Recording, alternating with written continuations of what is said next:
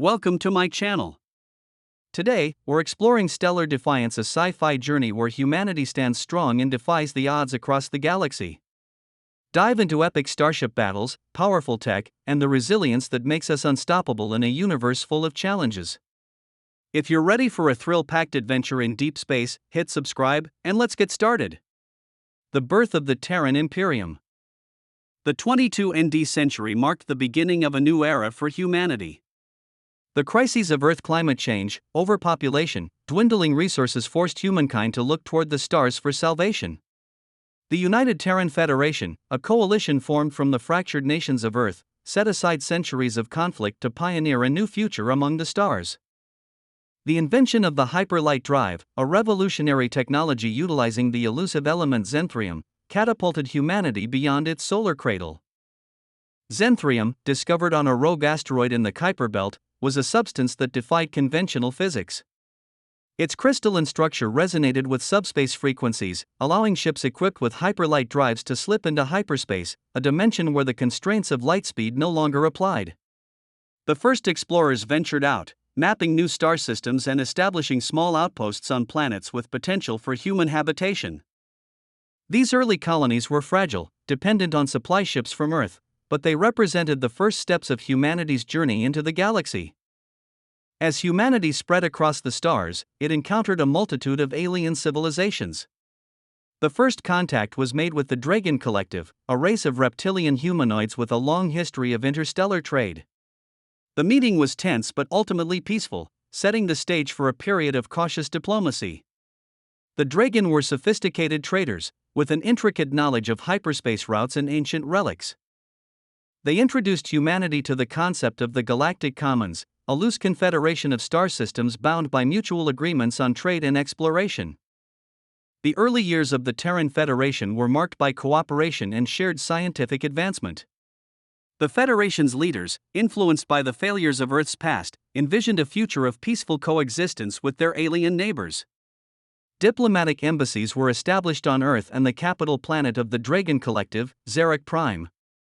The two species exchanged knowledge, leading to a golden age of technological innovation.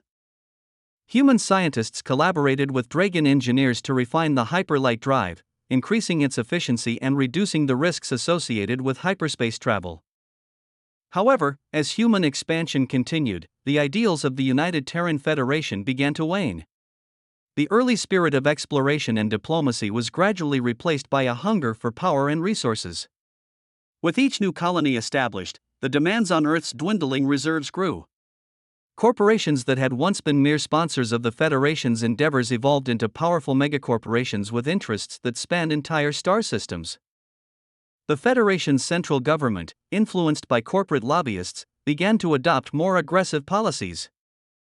The turning point came when a valuable deposit of xenthrium was discovered on the contested planet of Vexor 7. This discovery set off the Xenthrium Wars, a brutal conflict between humanity and the Akrath hive, an insectoid species that had long held dominion over the planet.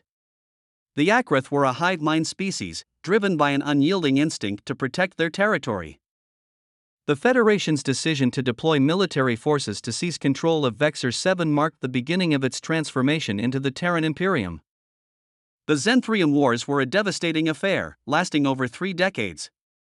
The Akrath, though technologically inferior to humanity, had the advantage of numbers and an intimate knowledge of the planet's terrain. The war saw the rise of several prominent human military figures, most notably Admiral Titus Ander, whose tactical genius earned him a legendary status. Ander's strategies, often involving precision strikes and ambushes, inflicted heavy casualties on the Akrath, but the cost to human forces was also immense. The war culminated in the siege of Akrath Prime, the homeworld of the Akrath hive. It was a brutal campaign that saw the use of scorched earth tactics, with entire regions of the planet bombarded from orbit. The final blow came when the Federation deployed its newly developed Leviathan-class dreadnoughts, massive warships armed with quantum destabilizer cannons. These weapons, capable of tearing apart the fabric of spacetime, obliterated the Akrath capital city in a single, devastating strike. The victory over the Akrath marked the official birth of the Terran Imperium. The Federation's leaders, emboldened by their military success and the vast wealth of xenthrium now at their disposal, declared the establishment of a new order. The Imperium was to be a galactic superpower, with humanity at its helm. Emperor Octavian I, a charismatic and ambitious leader, was crowned as the first ruler of the new empire. His vision was clear: humanity would no longer merely coexist with its alien neighbors but would dominate the galaxy. The Golden Age and the Dark Underbelly.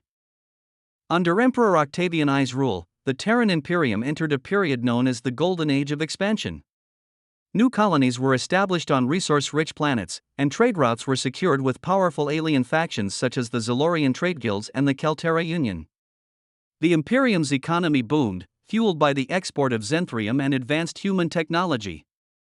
Calixis III, a planet with a stable climate and abundant natural resources, was chosen as the new capital of the empire. Its gleaming towers and bustling spaceports became symbols of humanity's dominance. However, the Golden Age was a facade that masked the darker realities of the Imperium's expansionist policies. Alien civilizations that resisted the Empire's advances were swiftly subjugated or exterminated.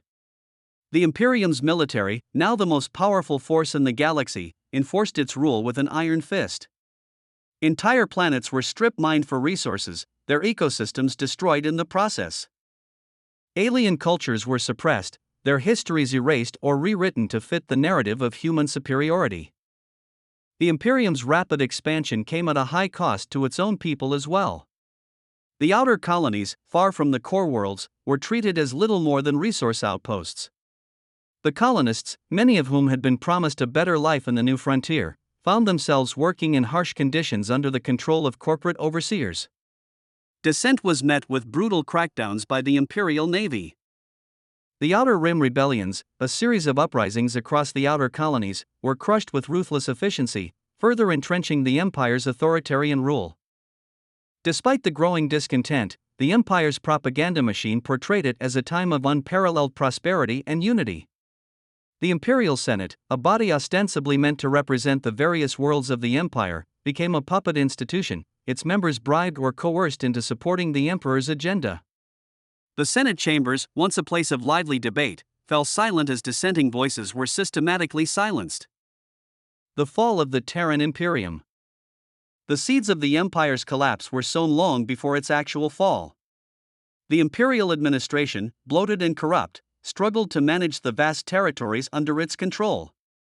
Alien races, whose cultures had been suppressed for generations, began to organize underground resistance movements. Secret meetings were held in the darkened corners of space stations and hidden bases on uninhabited moons. The leaders of these movements, including the enigmatic Talaki of the Yarian Resistance and the cunning General Mavros of the Elian Accord, began to form alliances, united by their common hatred for the Empire. The breaking point came with the invasion of the Zeri Confederation. The Zeri, a peaceful, energy-based species with a deep connection to the galaxy's natural energies, had maintained a neutral stance despite the growing tensions. Emperor Octavian III, seeking to secure the rich Zenthrium deposits rumored to lie beneath Zeri territory, ordered a surprise invasion. The Imperial Navy's fleet descended on the Zeri homeworld, breaking through its defenses with overwhelming force. The Zeri, though ill-equipped for conventional warfare, were masters of energy manipulation. In a desperate act of defense, they enacted the Scorched Sky Protocol, a catastrophic maneuver that triggered a series of supernovae in nearby systems. The explosion of these stars sent shockwaves across the galaxy, obliterating entire Imperial fleets and destabilizing hyperspace lanes. Trade routes were severed, and the Empire's supply lines collapsed.